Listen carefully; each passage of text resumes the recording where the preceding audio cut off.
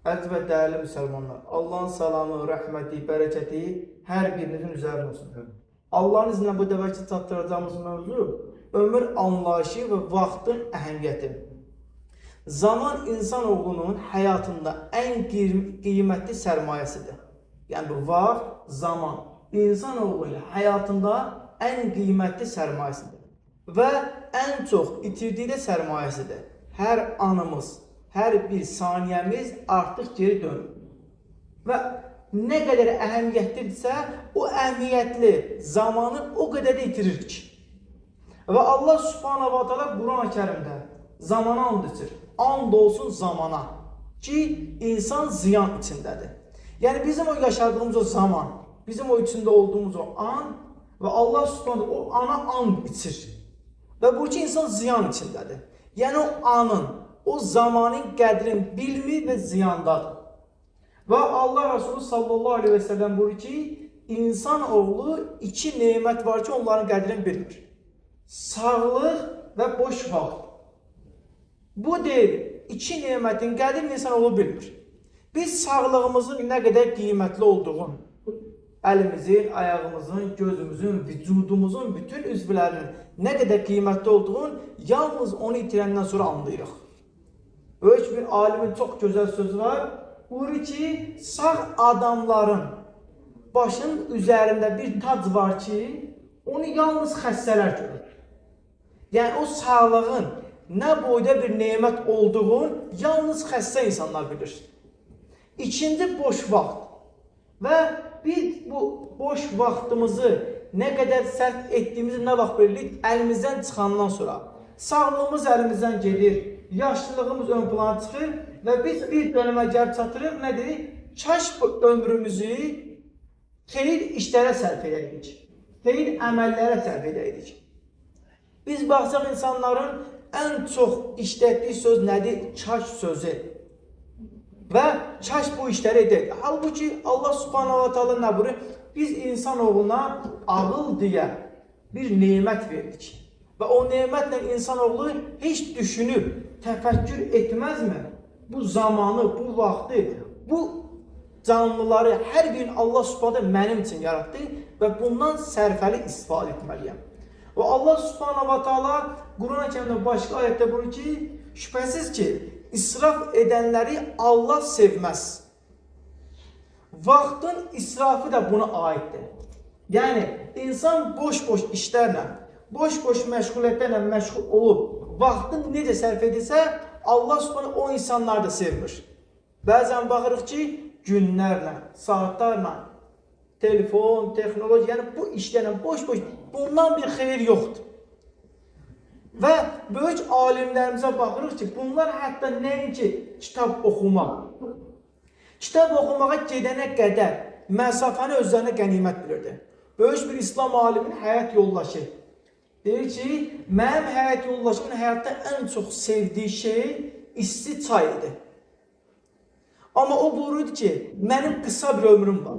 Mən isti çay oturub soyuyana qədər gözlədiyim vaxtda bir insana elm əsx eləyərəm.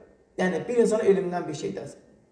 İmam Nəvəvi Rahiməhullah az bir ömür yaşadı, amma İmam Nəvəvinin yazdığı kitabları, bizim üçün qoyduğu risalələri həyatına baxdığımızda bir insan həyatına sığdırmaq çox çətin bir şeydir. Çünki o vaxtın, o zamanın qədrini verdi o insan.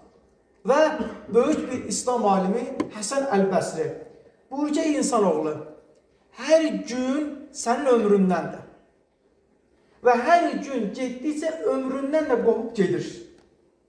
Yəni, bu gün getdi, sabah edərəm deyirsən, halbuki ömründən bir şey sən qopardıb aparırsan. Və hər gün o günün üçün əlləşməlisən. Çünki o günün sabahı yoxdur. Artıq o gün onda bitdi. Və onun üçün sən hazırlanmalısan. Və yenə başqa bir nəsihəti bu ki, hər açılan sübh çağı, o sübh çağı açılan o sübh vaxtı insan oğlanlarına səslənir. Mən sənin həyatının bir günüyəm. Mən ikinci vaxt qiyamətə qədər gəlməyəcəm. Bu günəm. Həsən Əl-Bəsri bunu insanoğlunu anlayacağı səviyyədə bir çatdırır ki, hər o gün deyil, sübh açılanda o sübh insana deyir ki, həmin günə, ey insanoğlu, mən sənin ömründənəm. Bu gün getdimsə, qiyamətə qədər mən gəlməyəcəm. Qiyamət günü yalnız hesabda mən gələcəm. Hesaba çəkildiyin anda gələcəm. Və Həzrət Əli radiyallahu anh nə buyurur? Hesaba çəkilmədən özünü hesaba çəkin. Bu gün deyir, əməl var, hesab yoxdur. Bu vaxtın qədrini bilin. Amma deyir, qiyamət günü hesab var, əməl yoxdur. O ana çatana qədər o anın qədrini bilin.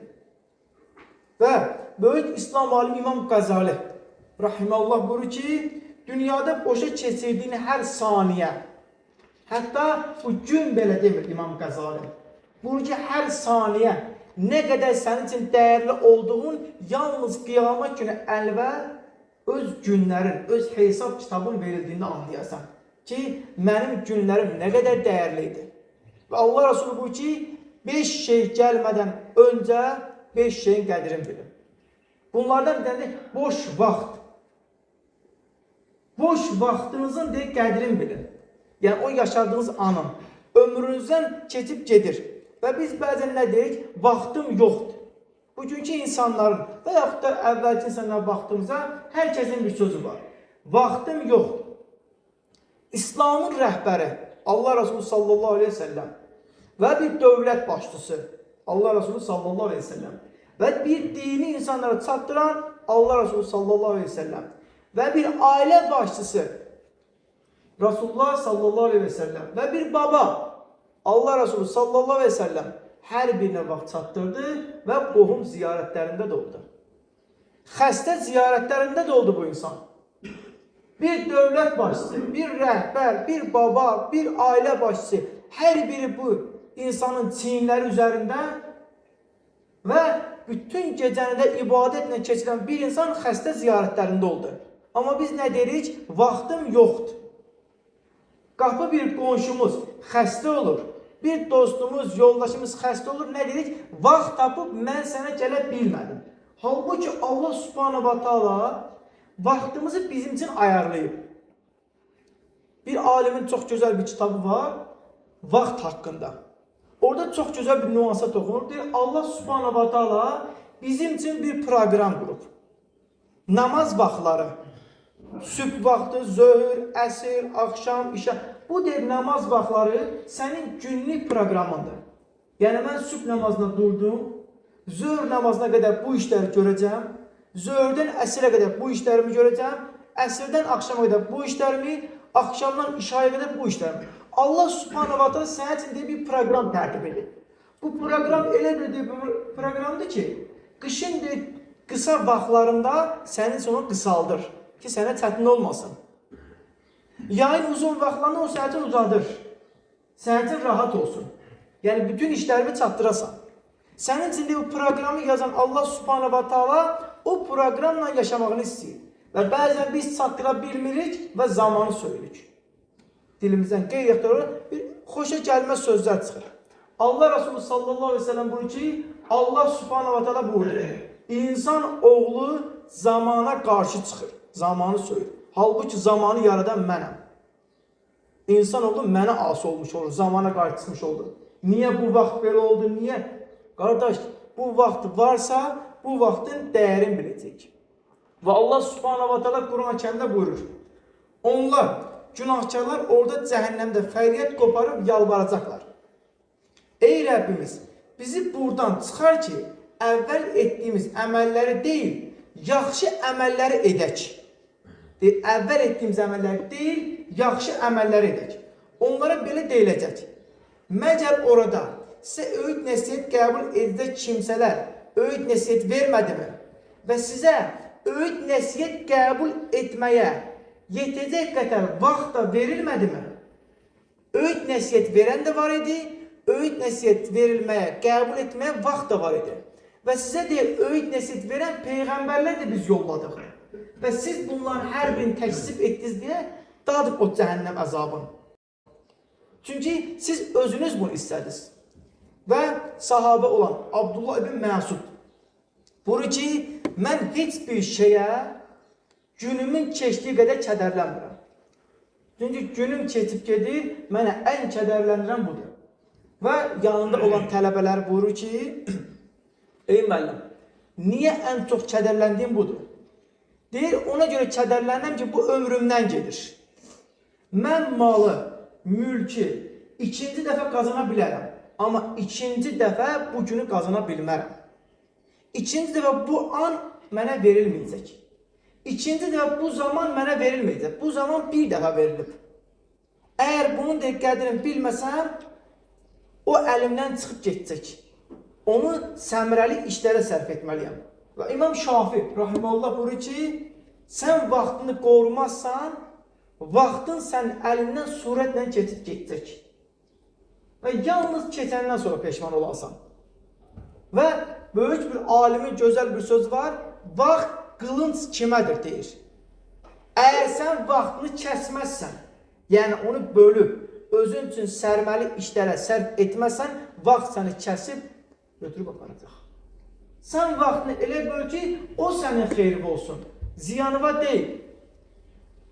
Və başardığımız qədər bu vaxtımızı, bu bizə verilən dəyərli qiymət, səmərəli istifadə, nəylərə, qohum ziyarətinə, atalarımızı, anamızı ziyarət etməyə, xəstələri ziyarət etməyə, başardığımız qədər insanlara xidmət etməyə. Vallahi bila bir din qardaşımızın kömək ehtiyacı varsa, ona bir canla qaçmaq. Çünki ikinci dəfə o xeyir iş bizə verilməyəcək. O xeyir iş ikinci dəfə bizim əlimizə gəlib çıxmayacaq.